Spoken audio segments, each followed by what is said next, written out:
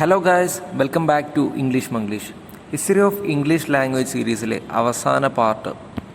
ഇതുവരെ ഇട്ട വീഡിയോസ് എല്ലാം നിങ്ങൾക്ക് ഭയങ്കര ഹെൽപ്ഫുൾ ആയെന്ന് ഞാൻ വിചാരിക്കുന്നു. ഈ വീഡിയോയിൽ സൗണ്ട് ഡിസ്റ്റർബൻസസ് ഉണ്ടാകാനുള്ള ചാൻസ് ഉണ്ട്. കാരണം ഞാനിപ്പോൾ ഉള്ളത് എൻ്റെ വീട്ടിലല്ല, എൻ്റെ ഒരു അഡ്മിഷൻ്റെ ഭാഗമായിട്ട് വേറൊരു സ്ഥലത്താണ് ഞാൻ ഇപ്പോൾ നിൽക്കുന്നത്.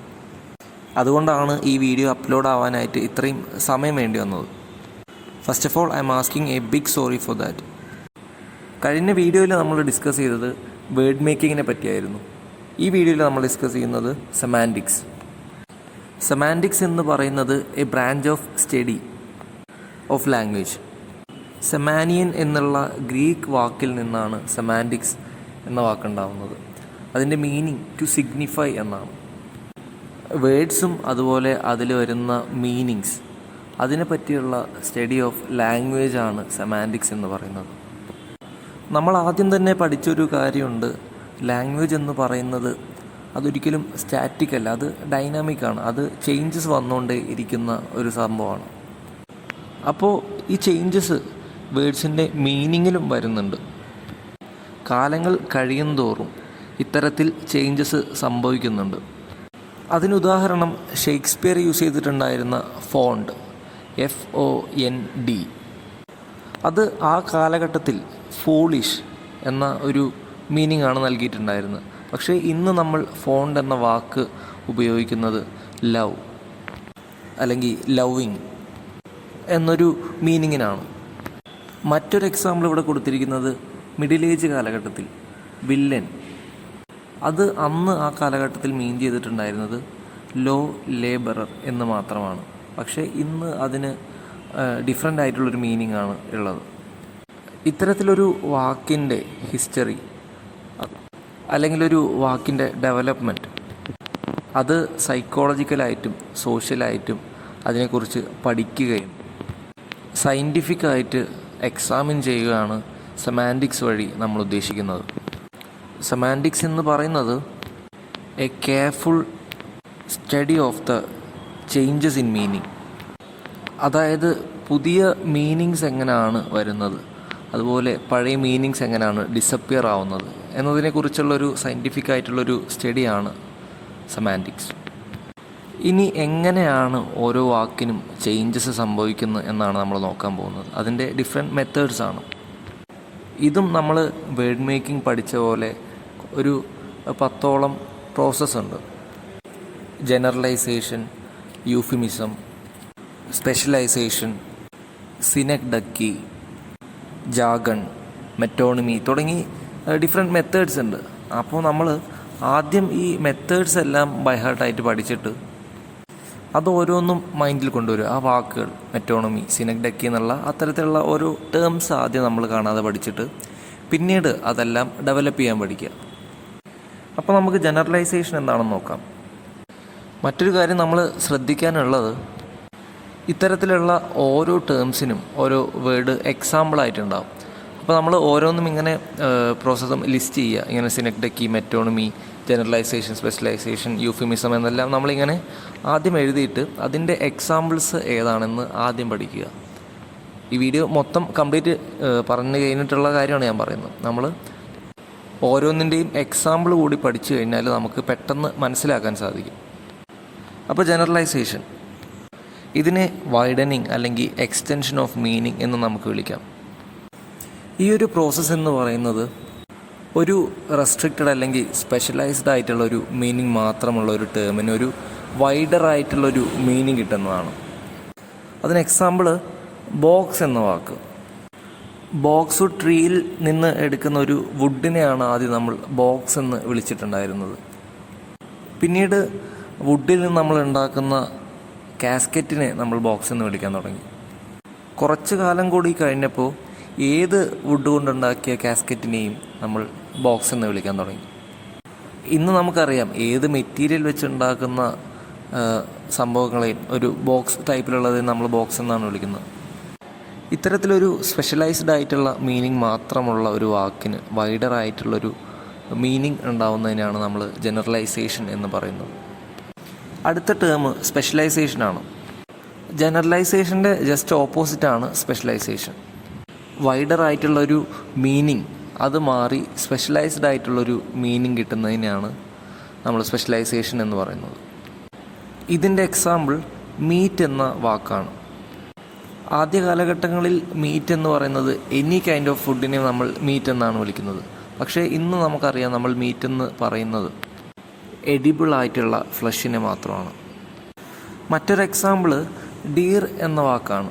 അത് എനി കൈൻഡ് ഓഫ് ആനിമലിനെയും ആദ്യം ഡീർ എന്നാണ് ഷേക്സ്പിയർ വിളിച്ചിട്ടുണ്ടായിരുന്നത്. പിന്നീട് ഇന്ന് ഒരു സ്പെസിഫിക് ആയിട്ടുള്ള ഒരു ആനിമലിനെ മാത്രമാണ് നമ്മൾ ഡിയർ എന്ന് വിളിക്കുന്നത്. നെക്സ്റ്റ് ടേം കാറ്റാക്രസിസ് ആണ്. കാറ്റാക്രസിസ് എന്ന് പറയുന്നത് ഒരു വാക്ക് അത് ഒറിജിനലായിട്ട് ഡിനോട്ട് ചെയ്യുന്നതിനേക്കാൾ വേഴ്സായിട്ടുള്ളൊരു മീനിങ് അത് പ്രൊഡ്യൂസ് ചെയ്യുന്നതിനാണ് കാറ്റാക്രസിസ് എന്ന് പറയുന്നത്. അതിന് എക്സാമ്പിൾ നേവ് എന്ന വാക്കാണ്. അതാദ്യം ബോയ് അല്ലെങ്കിൽ ലാഡ് എന്നെല്ലാമാണ് മീൻ ചെയ്തിട്ടുണ്ടായിരുന്നത്. പിന്നീട് സെർവൻ്റ് ആയിട്ടുള്ള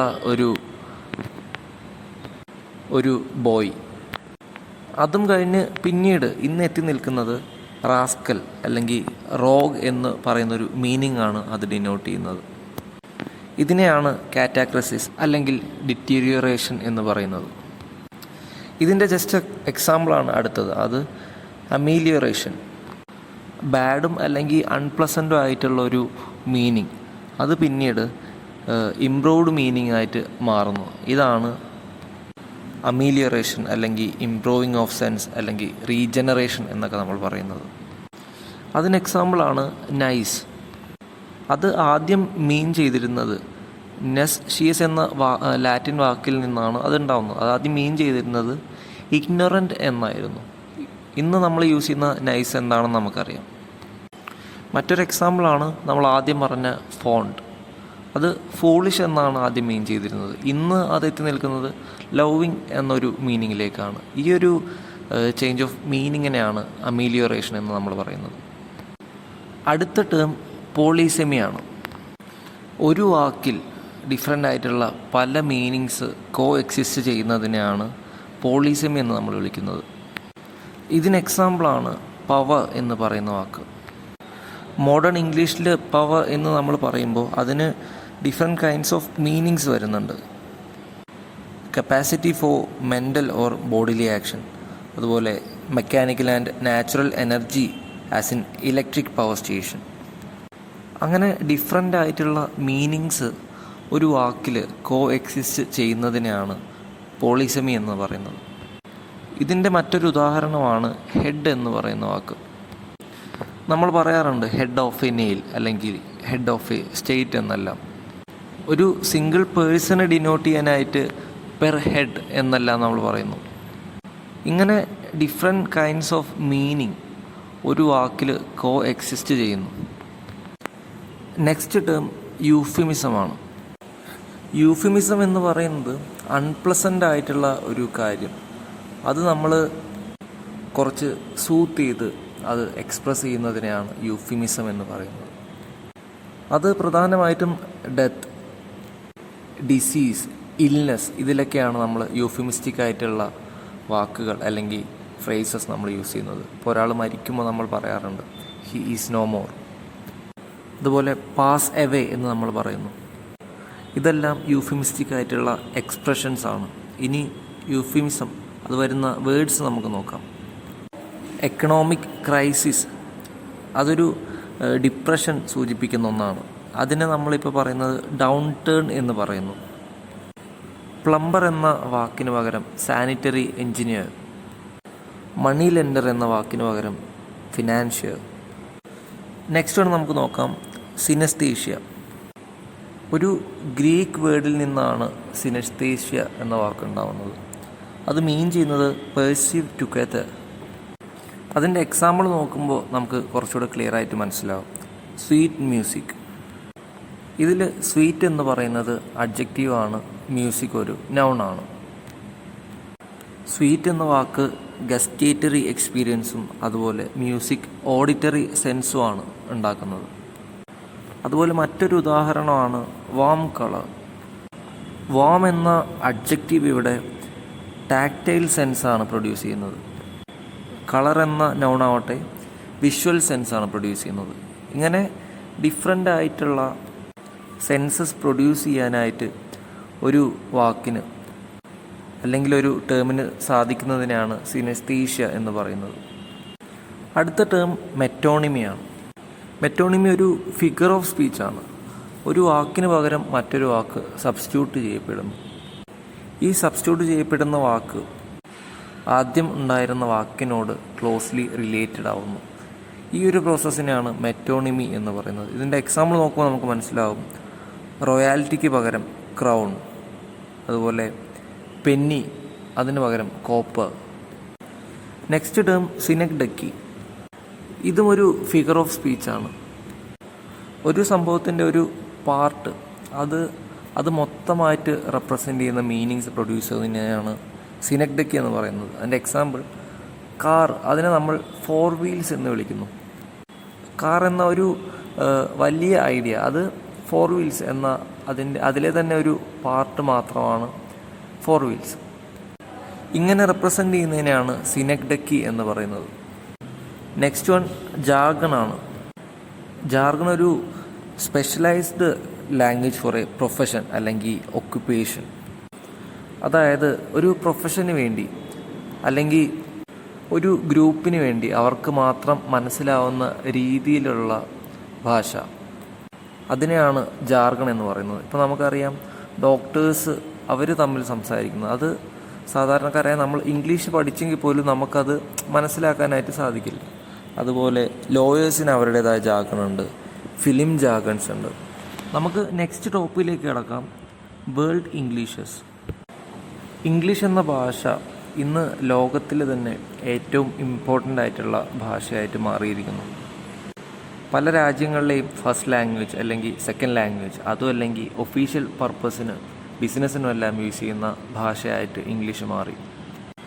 നമുക്കറിയാം ഒരുപാട് കോളനീസ് സ്ഥാപിച്ചൊരു രാജ്യമാണ് ഇംഗ്ലണ്ട്. സൂര്യൻ അസ്തമിക്കാത്ത ബ്രിട്ടീഷ് സാമ്രാജ്യം എന്ന് നമ്മൾ പറയാറുണ്ട്. അത്തരത്തിൽ ലോകത്തെമ്പാടും പല രീതിയിൽ കോളനീസ് സ്ഥാപിച്ച ഒരു രാജ്യം. ഈ കാരണം കൊണ്ട് തന്നെ ഡിഫറെൻറ്റ് ടൈപ്സ് ഓഫ് ഇംഗ്ലീഷ് ഉണ്ടാവാൻ തുടങ്ങി.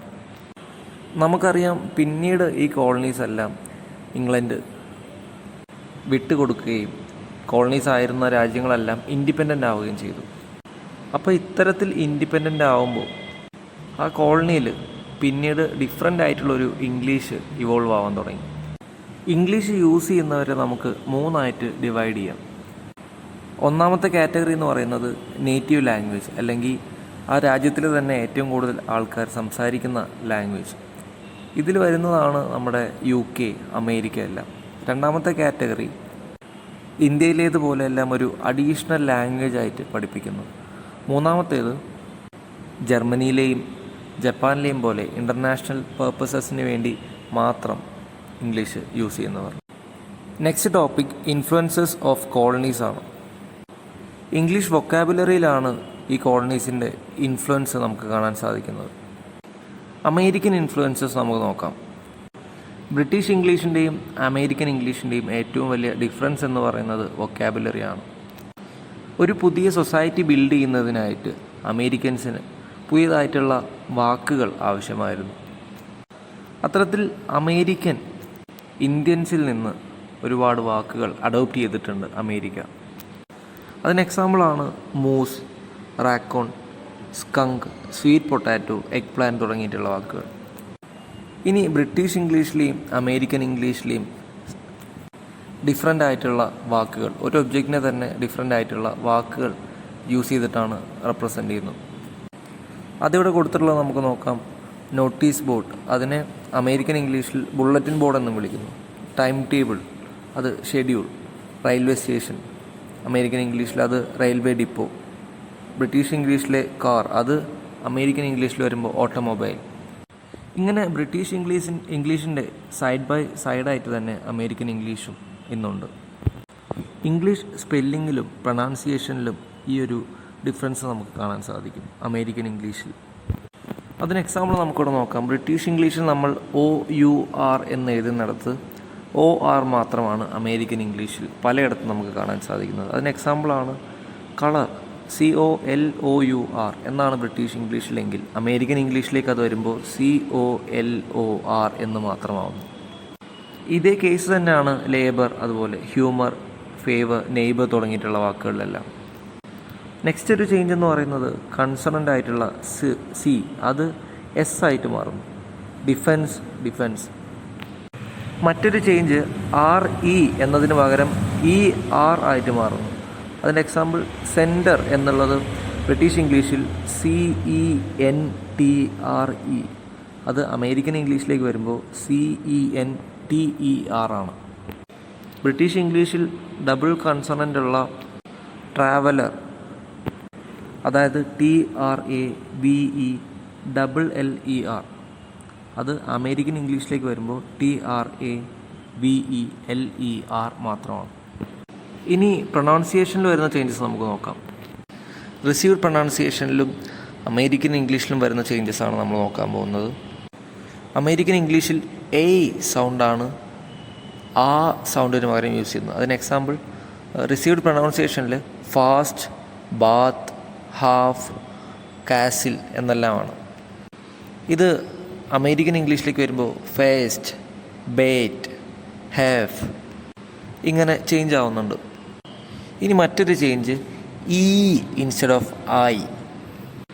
റിസീവ്ഡ് പ്രൊണൗൺസിയേഷനിൽ നമ്മൾ പറയുന്നത് നെയ്ത്ത്, അതുപോലെ എയ്ത്ത് എന്നാണ്.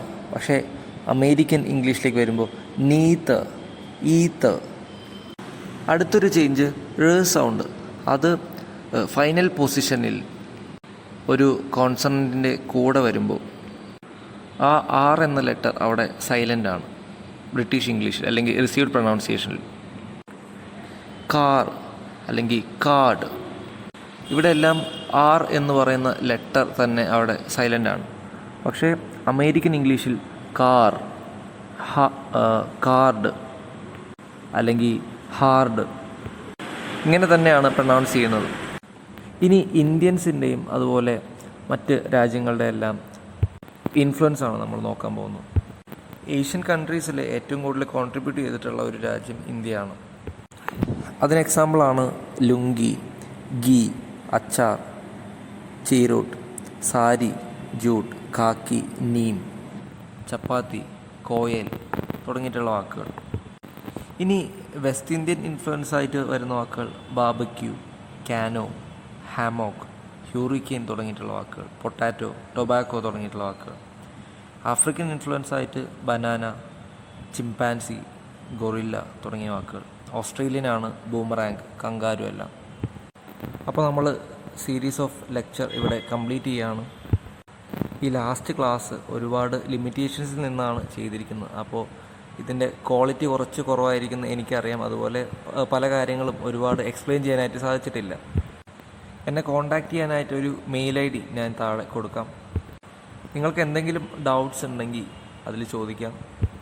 ഇനിയും ഇതുപോലെ സീരീസ് ഓഫ് ലെക്ചേഴ്സ് ഇടുന്നതായിരിക്കും. അപ്പോൾ നിങ്ങൾക്ക് ഏതാണ് വേണ്ടതെന്ന് നിങ്ങൾ കമൻറ്റ് ചെയ്യുക. ഫോണറ്റിക്സ് കുറേ പേര് കമൻറ്റ് ചെയ്ത് കണ്ടിട്ടുണ്ടായിരുന്നു, അത് നമുക്ക് നോക്കാം. അപ്പോൾ ഈ സീരീസ് ഓഫ് ലെക്ചേഴ്സ് അത് നിങ്ങളുടെ ഫ്രണ്ട്സിനോട് നിങ്ങൾ ഷെയർ ചെയ്യുക. അവരെയും കൂടെ പാസ്സാവാനായിട്ട് നിങ്ങൾ ഹെൽപ്പ് ചെയ്യുക. Thank you for listening. By.